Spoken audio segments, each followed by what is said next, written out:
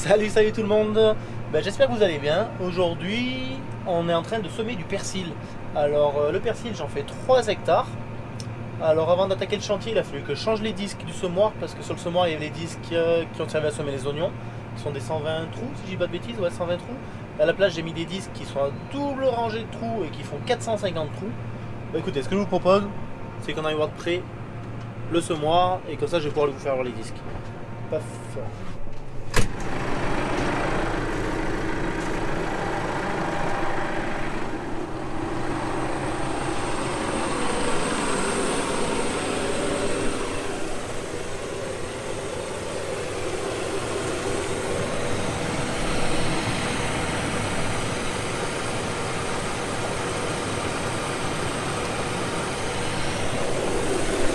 Alors vous voyez qu'il y a le disque avec 2 rangées de trous et ça travaille en dépression.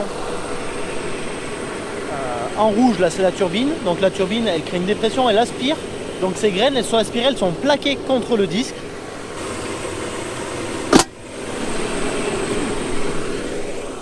En fait il y a la trémie dans laquelle il y a les graines, au fond de la trémie il y a ce disque qui tourne et les graines sont plaquées contre ce disque parce qu'elles sont aspirées en fait tout simplement.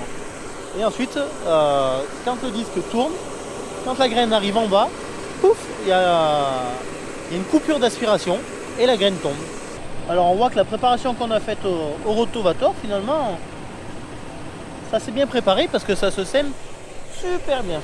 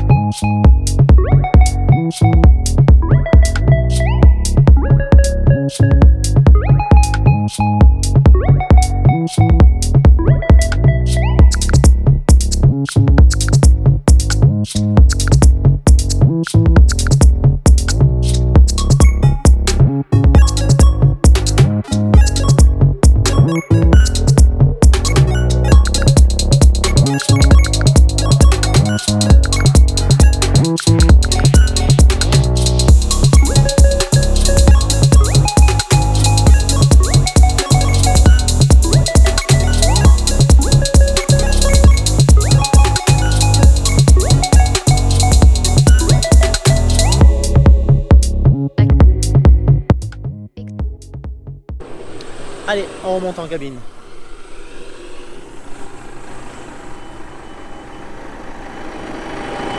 Alors je vous ai parlé d'une dépression et d'une turbine, donc pour ça, ça veut dire que le semoir, la turbine, elle est entraînée par la prise de force du tracteur. Donc la prise de force est en route, c'est-à-dire qu'il va falloir un régime minimum pour qu'elle travaille correctement. Le régime minimum c'est 540 tours minute. Donc moi le régime, je l'ai préenregistré dans mon tracteur, donc j'appuie sur minimum, paf, le semoir se met au bon régime. Ce semoir il a 2 grosses particularités. La première c'est qu'il est isobus, c'est-à-dire qu'il communique avec le tracteur. Donc il communique avec tous les tracteurs qui sont isobus. Alors le menu de mon semoir je le retrouve ici. La deuxième grosse particularité c'est que l'entraînement de la distribution n'est pas mécanique, elle est hydraulique. Le semoir est équipé d'un moteur hydraulique, c'est-à-dire que moi je mets en route l'hydraulique du tracteur en circuit fermé, ce qui fait tourner le moteur hydraulique en permanence. Et ensuite, selon la vitesse à laquelle on avance, le semoir va décider de faire tourner plus vite ou moins vite la distribution. Allez, là c'est parti, je vais attaquer. Alors, avant d'attaquer, j'appuie sur play. Hop. Quand on appuie sur play, c'est-à-dire que le semoir il est configuré, il est prêt à semer, il attend que j'avance. Donc maintenant j'avance. Hop, j'appuie sur Go pour activer mon GPS, une impulsion à droite pour aller à mes 4 km/h que j'ai programmé.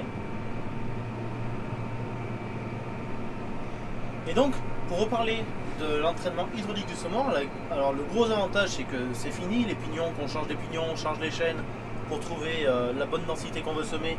Là sur l'écran, à 10 graines près par hectare, je suis capable de lui dire combien de graines je veux semer. Une autre particularité de la distribution à entraînement hydraulique, c'est qu'au travail, à tout moment, je peux modifier la densité.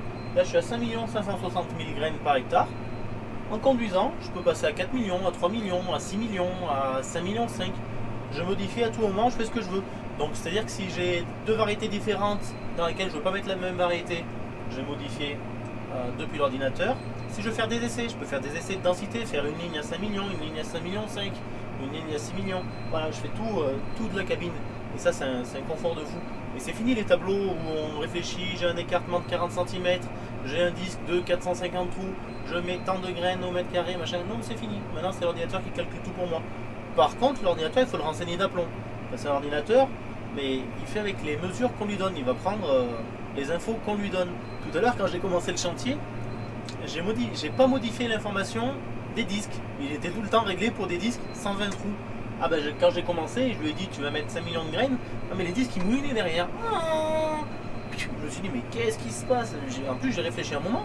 Je me dis mais pourquoi ça tourne vite comme ça? Pourquoi ça tourne vite? Je dis mais Gaël t'es con. L'ordinateur il calcule tout seul. Mais oui il calcule tout seul la densité. Mais si tu lui dis pas quel disque il a, ben forcément il calcule mal.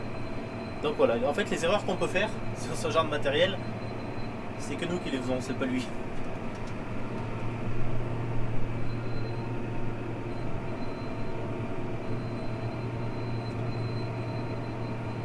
Alors oui, je mets le rouleau à l'avant, donc ce rouleau, il sert à rappuyer pour faire en sorte que le semoir travaille sur une surface plane, homogène et la plus régulière possible.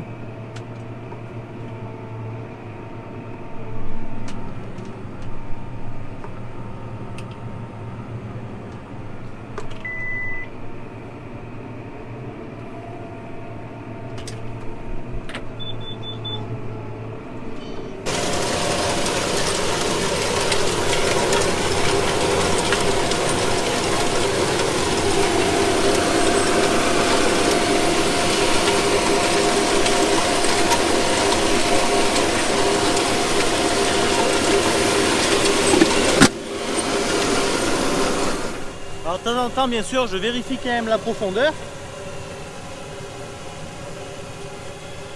Alors c'est pas évident à voir, hein, parce que le persil c'est des petites graines. Alors des petites graines marron dans de la terre marron, c'est pas ce qui est le plus facile.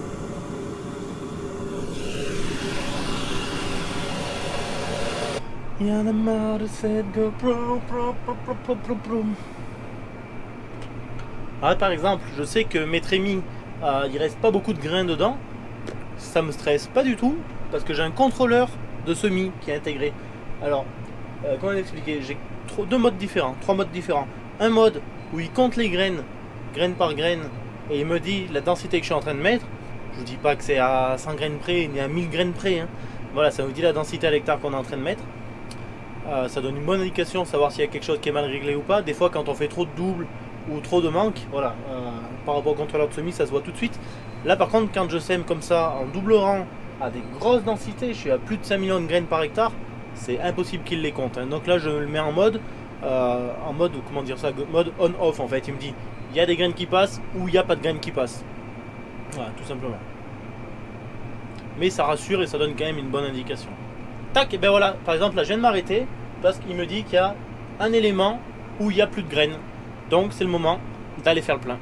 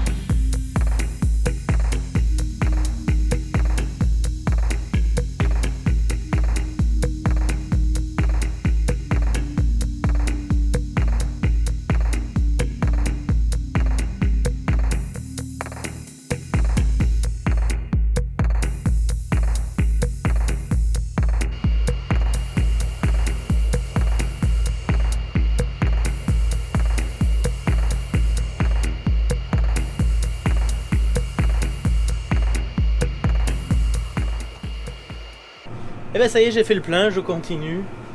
Je suis bien content parce que j'avais mis 5 kilos, 5 kilos, ça correspond. J'ai fait 6000 m² avec mes 5 kilos. Donc c'est-à-dire que le réglage est bon. Ouf. Ça va bien se passer. Non, non, mais tout est bon. On continue. Alors c'est vrai que, comme vous voyez sur mon exploitation, je fais beaucoup de petits travaux avec du petit matériel qui est pas large. J'ai pas des grosses bineuses, j'ai pas des gros semoirs. Ça, les mêmes semoirs que ça existe 3 planches à la fois. Forcément que je gagnerai du temps à la fin de l'année. Mais moi j'aime bien prendre mon temps et que le travail soit bien fait. Par exemple, ce tout petit semoir à 4 km/h en 1m80 de large, parce que je fais des planches d'1m80. L'année dernière, il a fait 25 hectares. Alors, je sais pas si vous imaginez, mais 25 hectares comme ça paraît rien. Mais avec une petite cacahuète comme ça en fait des heures de tracteur.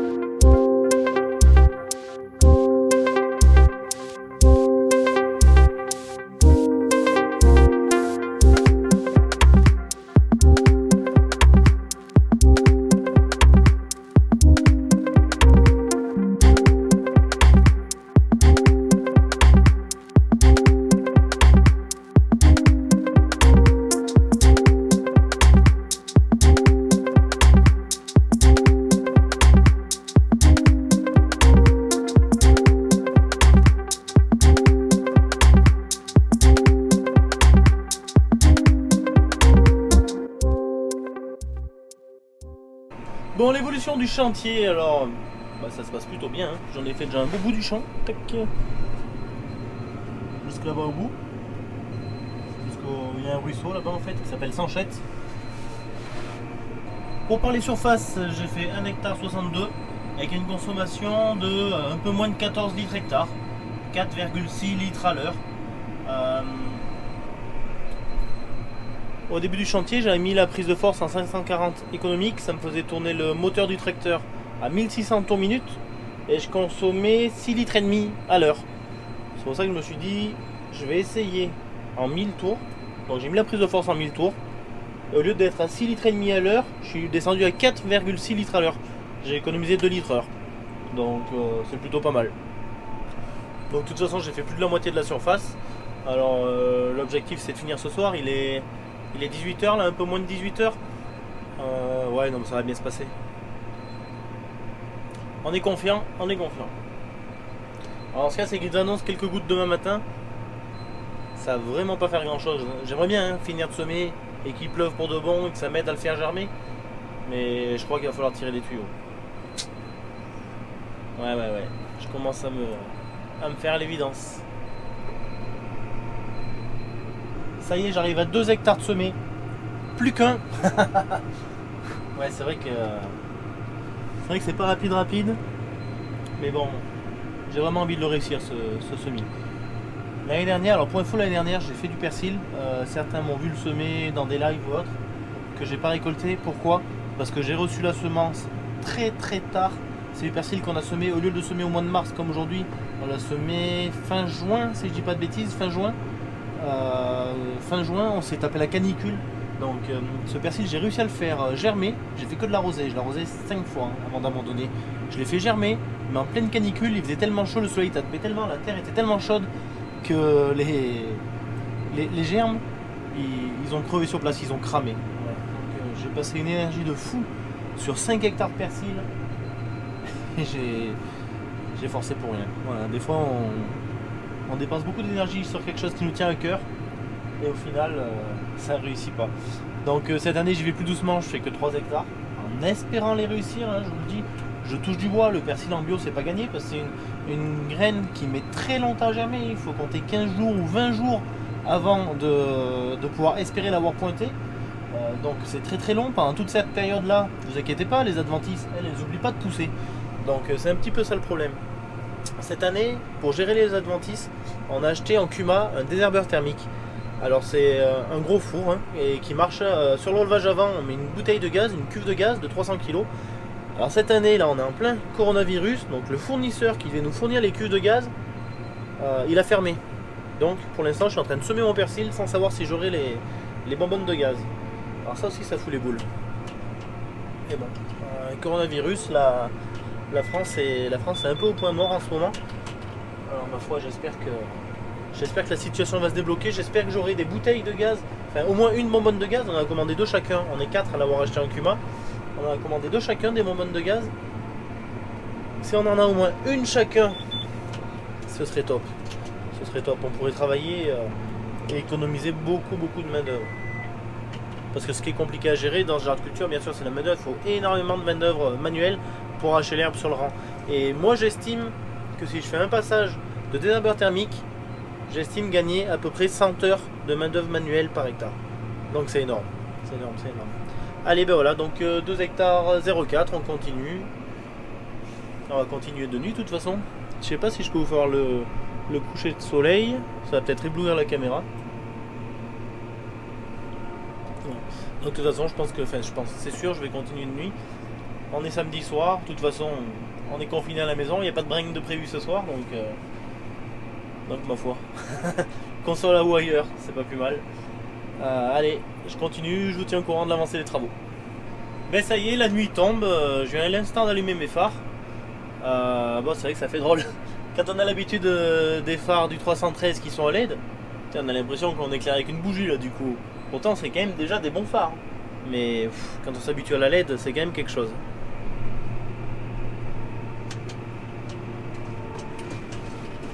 J'en suis à 2 hectares 37. Ouais, il me reste 7000 m² à faire à peu près. Bon, ça va bien se passer. Ça va bien se passer, ça va bien se passer. Sur ce, j'espère que cette petite vidéo vous a plu. Je vous dis à très bientôt. Et si ce n'est pas encore fait, n'hésitez pas à vous abonner. A bientôt. Ciao, ciao.